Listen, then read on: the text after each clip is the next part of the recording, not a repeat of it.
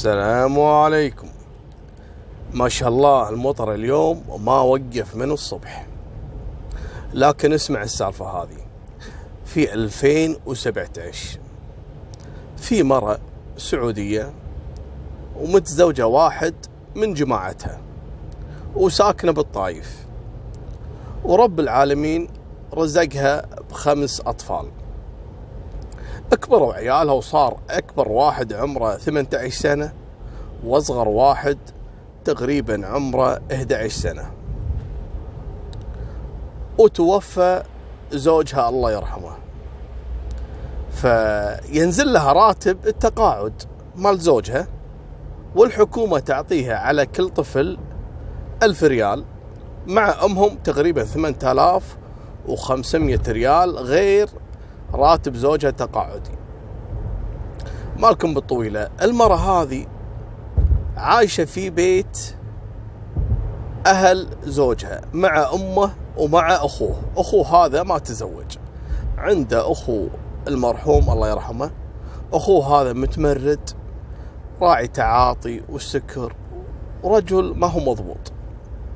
لكن بعد وفاة أخوه شوي يعني صار زين، وكأنه تعدل وقام يصلي وأول واحد في المسجد ومن الكلام هذا. واستمرت هالمرة هذه عاشت عند أهل زوجها، ما تبي تبعد عيالها عن عمامة وكذا. المهم المرحوم عنده أخو واحد عايش وياهم، لكن كذلك عنده أخوان ثانيين، كل واحد عايش بمنطقة وعنده بيت وعنده أسرة. بعد فترة جو عمام العيال حق هالمرة، قالوا له شوفي أخونا توفى الله يرحمه، وانت الحين قاعد هني مع عيالك، فيا انك تروحين عند اهلك وتعيشين عندهم مع عيالك، ولا تتزوجين اخونا فلان. اخوه فلان هذا اللي كان سكران ومدمن وراعي مشاكل، لكن اخر ايامه تعدل بعد وفاة اخوه. المرة تعرف هالرجال هذا وتعرف بلاويه ومشاكله، قالت لا انا ما اتزوجه. قالوا له ما علشان يكون لك محرم، وكذلك هو عم العيال ويرعاهم ويدير بال عليهم. قالت له خليه يرعى نفسه الحين في الأول. المهم المرأة رفضت. بعد فترة قالوا له خلاص أجل ما تقعدين عندنا، روحي لأهلك.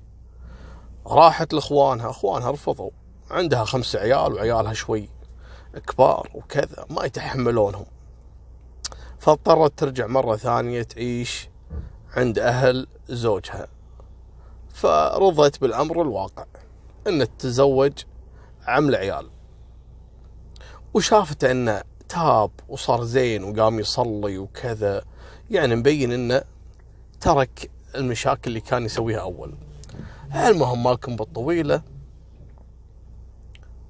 الرجال رد اخترب مرة ثانية، لا حول ولا قوة إلا بالله.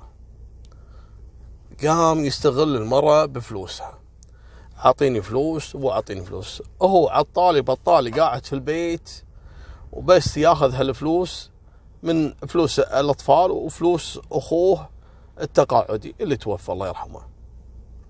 المرة زهقت، هي من أول أصلا كانت تصرف عليه وعلى أمه وغير عيالها، لكن يوم وصل مرحلة أنه يطلب منها مبالغ كبيرة قامت ترفض المرة، تقول له يا ابن الحلال هذول أموال عيالي وهذول يتامى، أنا ما أقدر أتصرف فيه، وأنت عمهم يعني المفروض أنت اللي تراعيهم مو تستغلهم.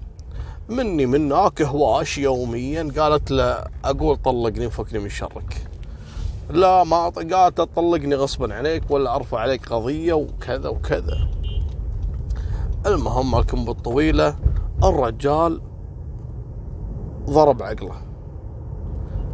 هو يوم رد اخترب من بعد ما كان تايب وزين ويصلي، رد مرة ثانية يتعاطى على الخفيف.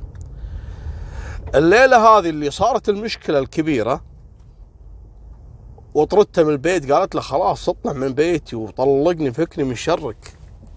قام طلع من البيت ويجيهم بالليل تقريبا الساعة 1-2 بالليل. ولا الرجال متعاطي سكران ماش قصته، لكن مخدر الولد، ودش البيت وهو ماسك سكين ويتهجم على مرته وعلى عيالها اللي هم عيال أخوه.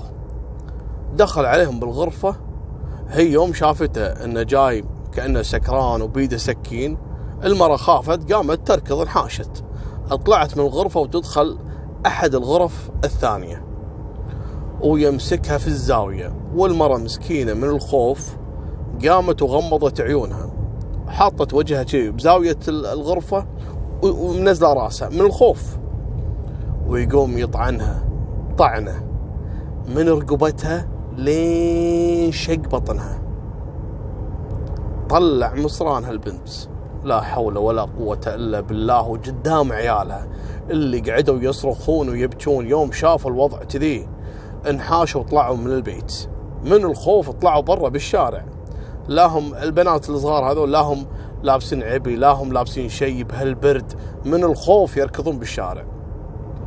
ما بقى إلا الصغير هذا يبكي وحاضن أمه وغرقان بالدم مع أمه مسكين. العيال يوم طلعوا يركضون شافهم واحد من الجيران، ايش فيكم عسى ما شر؟ الرجال اخترع، شاف أطفال يركضون بالشارع، ايش فيكم عسى ما شر؟ قالوا له ان هذا عمنا قتل أمي. الرجال على طول دخلهم عنده في بيته وطلع سلاحه وراح يركض البيت جاره. أول ما دخل ما يسمع إلا الطفل هذا اللي يبكي وأمه طايحة في الأرض كلها دم. أخذ الولد، أول ما حضن الولد يبي يشيله وتجيه صخرة، تعرفون الحجر هذا، على وجهه. ولا هذا منو؟ هذا العم السكران، ضرب الجار بحجر على وجهه. يوم التفت الجار وعرفه رفع له السلاح، هذاك شاف السلاح قام طلع من البيت ركض وركب سيارته وانحاش.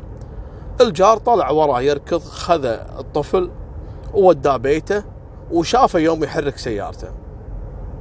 وين راح هذا العم المجنون هذا؟ قام وزبن على أحد الجيران، يعني دخل عليه إنه يقول له أنقذني، لكن شلون دخل عليه؟ اسمع السالفة. هذا راكب سيارته وجارهم عنده باب الخارجي شتر، عرفتوا الشتر هذا اللي يصعد اوتوماتيك، ويجي هذا السكران ويدخل في الباب بسيارته، ما وقف إلا بنص الحوش داخل البيت، ويطلع جاره عمره 70 سنة.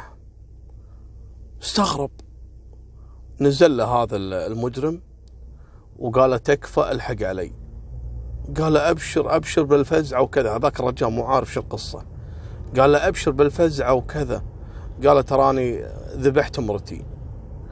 يوم عرفه وعرف انه ذبح مرته، الرجال تردد، أفزع لك على مرتك انك ذابحها؟ قال الله يهديك انت، في احد يسوي كذا كذا كذا. يوم شاف الجار هذا السبعيني انه ما هو فازع له، قام وسدد له هو الاخر طعنه. الرجال الشايب عمره 70 سنة ويطيح في الارض المسكين. اثناء الكلام هذا الجار اللي نقذ الاطفال اتصل في العمليات، وصلوا وحددوا المكان اللي دخل فيه المجرم هذا. يوم جو رجال الامن ولا هذا اللي قاعد يقاومهم بهالسكين، لكن رجال الامن كانوا متعمدين ان يمسكونه حي، ما يطلقون عليه نار، لان اللي بيده سكين ممكن نسيطر عليه. شلون سيطروا عليه؟ جابوا طفاية حريق كانت عندهم في السيارة ويغرقونه بهالطفاية لين اختنق وطاح بالارض. يوم سيطروا عليه ويكلبشونه ويقطونه في الدورية وياخذونه لجهة الاختصاص.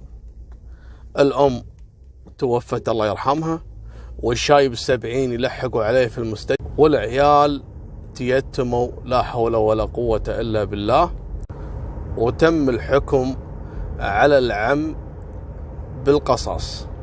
هذه نهاية سالفتنا، وانتظروا القصة القادمة إن شاء الله.